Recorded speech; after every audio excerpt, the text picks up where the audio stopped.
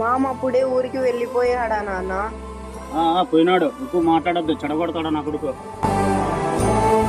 గురు ఆటోనన్నా ఆపు గురు. సరేరా, ఆటోనే ఆపుతా. ఏంది బామ్మర్ది, నీ కొడుకుతో ఏందో మాట్లాడుతూ వస్తున్నావు? నాకి నా కొడుకు ఎన్నో విషయాలు ఉంటాయి లేకపోవా. నేను డబ్బులు కావాలా బామ్మర్ది?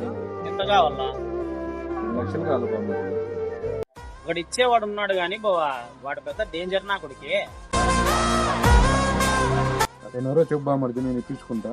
వాని పేరు రాజు, వడ్డీల యాదమరాజ్ అని.